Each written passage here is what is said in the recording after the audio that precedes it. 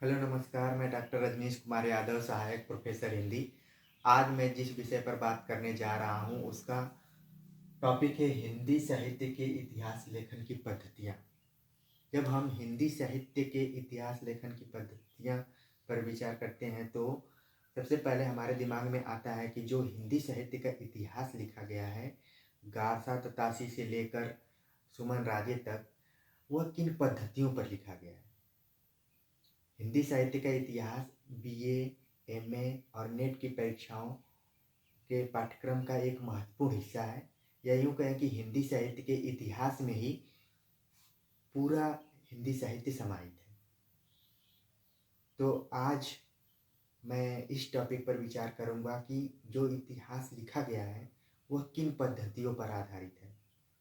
खासतौर से जब हम हिंदी साहित्य के इतिहास का अध्ययन करते हैं तो हिंदी साहित्य इतिहास का दर्शन क्या है, साहित्य इतिहास की लेखन की पद्धतियाँ क्या हैं, साहित्य इतिहास लेखन की परंपरा क्या है, ये तीन सवाल प्रारंभिक तौर पर हमारे सामने आते हैं।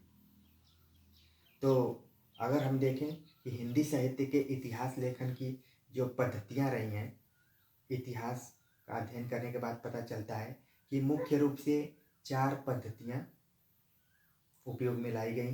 पहली पद्धति है वर्णानुक्रम पद्धति, दूसरी कालानुक्रम पद्धति, तीसरी वैज्ञानिक पद्धति, चौथी विधेयवादी पद्धति। वर्णानुक्रम पद्धति, इस पद्धति के अंतर्गत वर्णमाला को आधार बनाकर कवियों लेखकों का परिचय वर्ण क्रम के अनुसार इतिहासकारों ने दिया। उदाहरण के लिए जैसे कबीर को अगर इतिहास में दर्ज किया जाएगा तो उसके साथ केशव, क्योंकि क वर्ण के आधार पर कबीर और केशव दोनों एक साथ आ रहे हैं।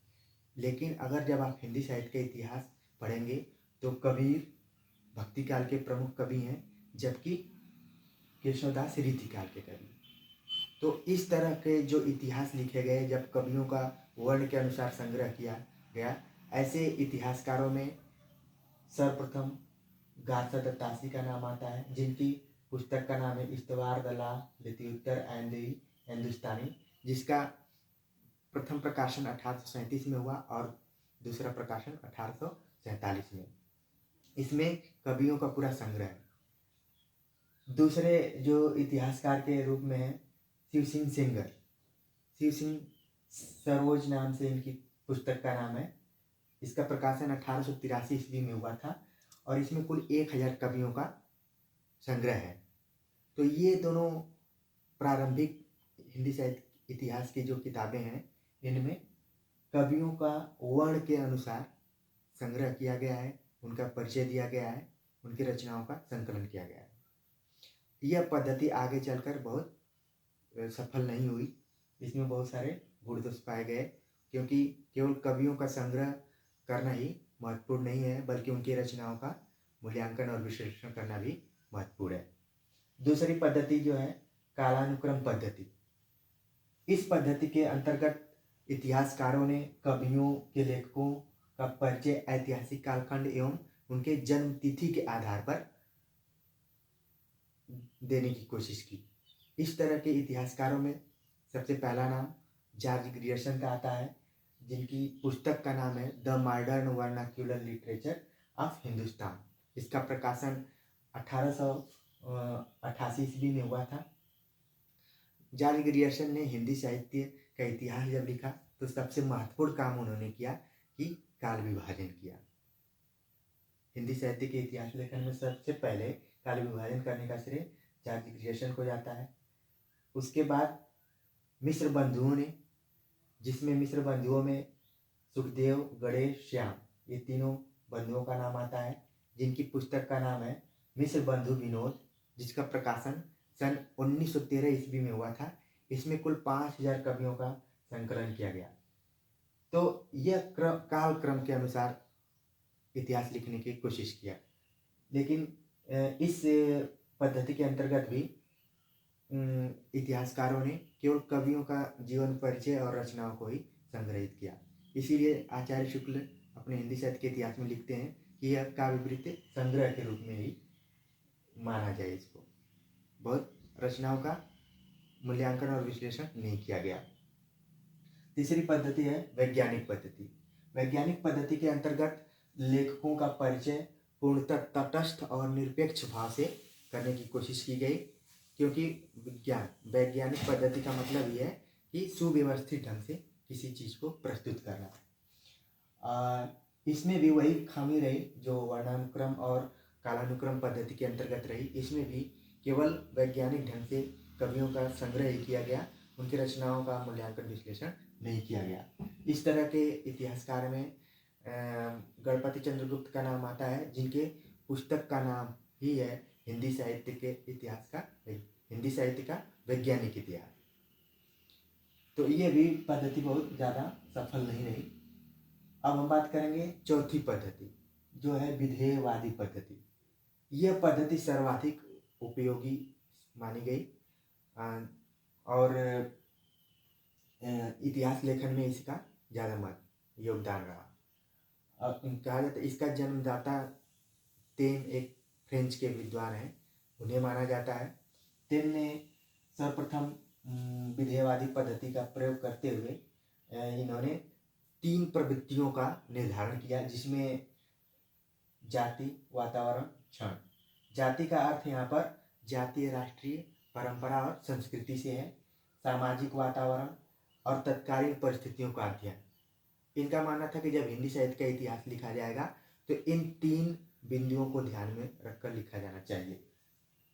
आगे चलकर आचार्य रामचंद्र शुक्ल ने जब अपना हिंदी साहित्य का इतिहास लिखा सन 1929 ईस्वी में, तो उन्होंने विधेयवादी पद्धति का प्रयोग करते हुए काल विभाजन और कवियों का मूल्यांकन और उनकी रचनाओं का विश्लेषण किया। तो विधेयवादी पद्धति कई बार परीक्षाओं में पूछा जाता है कि निम्न इतिहासकार किस पद्धति के आधार पे अपने इतिहास को लिखा है। तो आज इस वीडियो में मैं बताने की कोशिश किया कि जो हिंदी साहित्य का इतिहास लिखा गया है, पढ़ते हैं हम आसानी से, कई किताबें भी खरीद लेते हैं, उसका अध्ययन भी करते हैं, लेकिन किन पद्धतियों पर लिखा गया है अगर यह आपको स्पष्ट हो जाए तो आगे हिंदी साहित्य के इतिहास लेखन की परंपरा, हिंदी साहित्य का काल विभाजन और जो 4 कालखंडों में बांटे गए हैं वह किन आधारों पर बांटा गया है, उसका अध्ययन हम किन आधारों पर करते हैं, ये बात आपको ज़्यादा समझ में आएगी।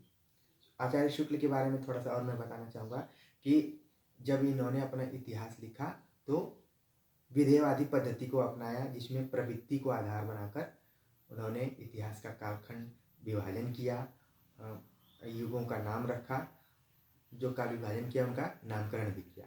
जैसे आदिकाल को उन्होंने वीरगाथा काल कहा, भक्ति काल को पूर्व मध्यकाल, रीतिकाल को उत्तर मध्यकाल और आधुनिक काल को उन्होंने गद्य काल कहा। तो प्रवृत्तियों को आधार बनाते हुए उन्होंने अपने इतिहास को लिखा। बाद में आगे चलकर इसको हिंदी साहित्य के इतिहास लेखन में एक वैज्ञानिक इतिहास लेखन की शुरुआत मानी जाती है। बाद में बहुत सारे इतिहासकार आए, जिसमें आचार्य हजारी प्रसाद द्विवेदी, डॉक्टर बच्चन सिंह, लक्ष्मी सागर वार्ष्णेय और सुमन राजे, जिनका हिंदी साहित्य का आधा इतिहास प्रमुख रूप से है।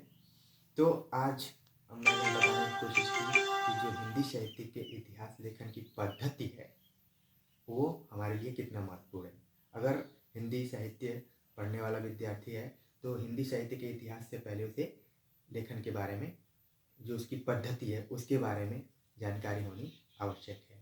तो मुख्य रूप से 4 पद्धतियों के बारे में मैंने बताया: वर्णानुक्रम पद्धति, कालानुक्रम पद्धति, वैज्ञानिक पद्धति और विधेयवादी पद्धति। कई बार प्रतियोगी परीक्षाओं में पूछ दिया जाता है कि आचार्य रामचंद्र शुक्ल की का जो हिंदी साहित्य का इतिहास है वह किस पद्धति पर लिखा गया है। तो विकल्प में यही 4 पद्धतियों का नाम रहेगा और उसमें से एक सही रहेगा, जो विधेयवादी पद्धति है। तो आज इस लेक्चर में बस इतना ही। आगे हम हिंदी साहित्य इतिहास लेखन की परंपरा पर बात करेंगे और धीरे धीरे पूरे हिंदी साहित्य के इतिहास पर बातचीत आगे जारी रहेगी। तो उम्मीद है कि जो हिंदी साहित्य इतिहास लेखन की प्रारंभिक बिंदु है उसके बारे में आपको जरूर ज्ञान मिला होगा। अगर आपको ये वीडियो अच्छा लगा हो तो इसे अपने दोस्तों तक शेयर कीजिए और ज़्यादा से ज़्यादा दोस्तों के पास पहुंचाइए। धन्यवाद।